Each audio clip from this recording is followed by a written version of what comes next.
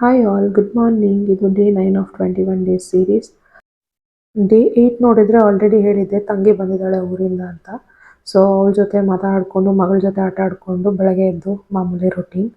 So ಇದು ನನ್ನ ಮಗಳು ಮಾಡಿರೋ ಕ್ಲಿಪ್. ಯಾಕೆ ಹಾಕಬಾರ್ದು ಅನ್ನಿಸ್ತು, ಅದಕ್ಕೋಸ್ಕರ ಹಾಕಿದೆ. ಸೊ ನೆಕ್ಸ್ಟ್ ತಂಗಿಗೆ ತಿಂಡಿ ಏನು ಬೇಕು ಅಂದರೆ ಉಪ್ಪಿಟ್ಟು ಬೇಕು ಅಂದರು. ಬಿಕಾಸ್ ಅವಳಿಗೆ ನಾನು ಮಾಡೋ ಉಪ್ಪಿಟ್ಟು ಇಷ್ಟ ಅಂತೆ.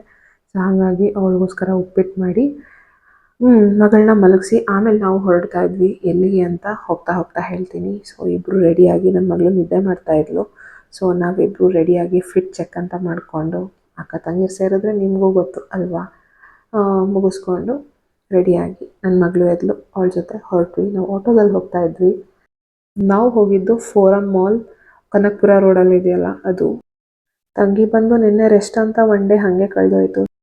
ಒನ್ ಸ್ಟಾಪ್ ಸೊಲ್ಯೂಷನ್ ಅಂತ ಮಾಲಿಗೆ ಬಂದ್ವಿ.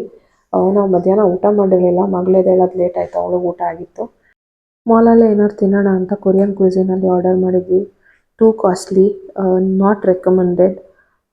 ಜಸ್ಟ್ ಇದೊಂದು 3 ಐಟಮ್ಸ್ಗೆ 1000 ರುಪೀಸ್ ಏನೋ ಆಗೋಯಿತು, which is not worth. So ಅದಾದಮೇಲೆ ನನ್ನ ಮಗಳು ಫಸ್ಟ್ ಟೈಮ್ ಎಸ್ಕಲೇಟರ್ ಎಕ್ಸ್ಪೀರಿಯೆನ್ಸ್ ಮಾಡ್ತಿದ್ದಾಳೆ. ಅವಳನ್ನ ಎತ್ಕೊಂಡು ಓಡಾಡಿದ್ವಿ, ಬಟ್ ಅವಳೇನೆ ಹೋಗೋದು ಮಾಡಿರಲಿಲ್ಲ. ಸೊ ಇವತ್ತು ಅದು ಆಯಿತು. ಶಾಪಿಂಗ್ ಎಲ್ಲ ಮುಗಿಸ್ಕೊಂಡು ಲಾಸ್ಟಿಗೆ ಕೆಬಾಬ್ಚಿ ಹೋದ್ವಿ. ಬಿಕಾಸ್ ಅದರಲ್ಲಿ ಫ್ಯೂ ಐಟಮ್ಸ್ ನಂಗೆ ಸಖತ್ ಇಷ್ಟ. ಚೀಸ್ ಕೇಕ್ ತಿನ್ನೋಣ ಅಂದ್ಲು, ಸೊ ಚೀಸ್ ಕೇಕ್ ಒಂದು ಆರ್ಡರ್ ಮಾಡಿದ್ವಿ. ನನ್ನ ತಂಗಿ ತಿಂತಾಯಿದ್ರೆ ನನ್ನ ಮಗಳು ತಿನ್ನಬೇಡ ಅಂತ ಬೈತಾ ಇದ್ಲು. ತಿನ್ನಬೇಡ, ಅದು ನಿನಗಲ್ಲ ಅಮ್ಮಂಗೆ ಅಂತ. ಸೊ ಅದಾದಮೇಲೆ ಮುಗಿಸ್ಕೊಂಡು ಆಟೋದಲ್ಲಿ ರಿಟರ್ನ್ ಬಂದ್ವಿ. ಅಷ್ಟೇ, ಬಾಯ್.